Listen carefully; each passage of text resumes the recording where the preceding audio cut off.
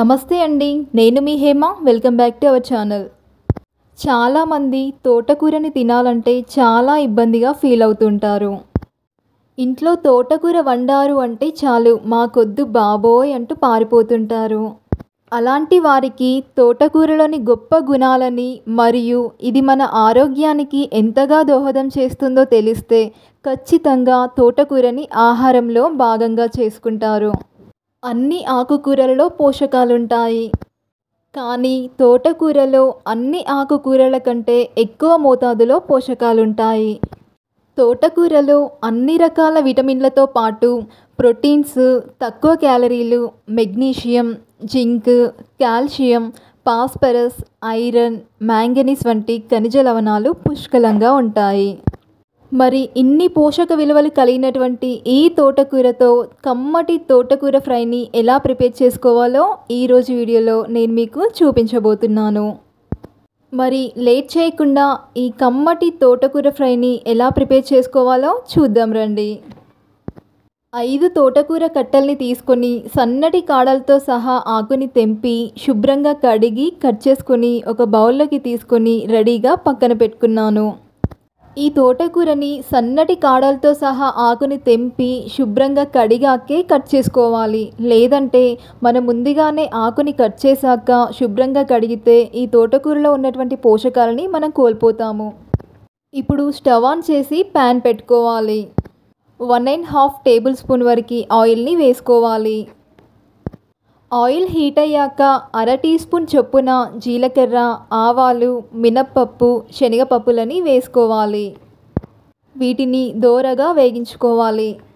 ఈ పోపు దినుసులు వేగాక 5-6 కచ్చా పచ్చాగా దంచిన వెల్లుల్లి రెబ్బల్ని వేసుకోవాలి. ఇలా వెల్లుల్లి రెబ్బల్ని వేసుకోవటం వల్ల తోటకూర ఫ్రై టేస్ట్ చాలా బాగుంటుంది. ఈ వెల్లుల్లి రెబ్బల్ని వేగించుకోవాలి. ఇవి వేగాక 5 ఎండుమిర్చీలను వేసుకోవాలి. 5 పచ్చిమిర్చీలను కట్ చేసుకొని వేసుకోవాలి. వీటిని ఫ్రై చేసుకోవాలి. ఇవి ఫ్రై అయ్యాక ఒక మీడియం సైజ్ ఉల్లిపాయని ఇలా చిన్న ముక్కలుగా కట్ చేసుకొని వేసుకోవాలి. ఈ ఉల్లిపాయల్ని కొంచెం కలర్ వచ్చేంత వరకు ఫ్రై చేసుకోవాలి. ఇవి ఫ్రై అయ్యాక 1/2 టీ స్పూన్ వరకు పసుపుని వేసుకోవాలి. ఒకసారి మొత్తం అంతా కూడా బాగా కలుపుకోవాలి. ఇప్పుడు ఇందులోకి మనం రెడీగా కట్ చేసుకొని పక్కన పెట్టుకున్నటువంటి తోటకూర ఆకుని వేసుకోవాలి. మంటని హై ఫ్లేమ్లో పెట్టుకొని తోటకూరని 2 నిమిషాల పాటు కలుపుతూ ఉడికించుకోవాలి. మీ రుచికి సరిపడా ఉప్పుని వేసుకోవాలి. ఒకసారి మొత్తం అంతా కూడా బాగా కలుపుకోవాలి. ఉప్పు వేశాక తోటకూరలో నీళ్లు ఊరటం స్టార్ట్ అవుతుంది.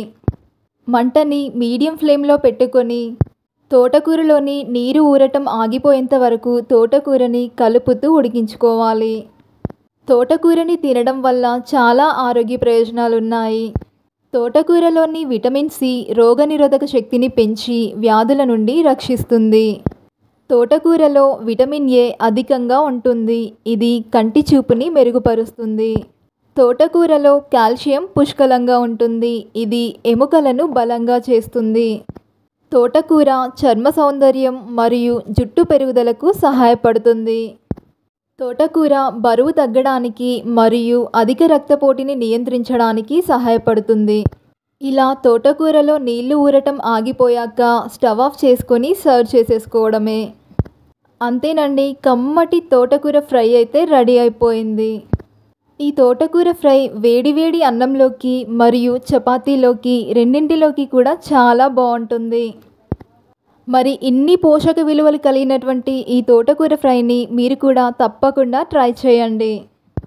ట్రై చేశాక మీకు ఎలా కుదిరిందో మీ ఫీడ్బ్యాక్ని కామెంట్ రూపంలో నాకు షేర్ చేయండి. అండ్ ఇలాంటి మరిన్ని టేస్టీ రెసిపీస్ కోసం అయితే ప్లీజ్ నా ఛానల్ని సబ్స్క్రైబ్ చేయండి, లైక్ చేయండి, మీ ఫ్రెండ్స్ అండ్ రిలేటివ్స్ అందరికీ కూడా షేర్ చేయండి. Thanks for watching.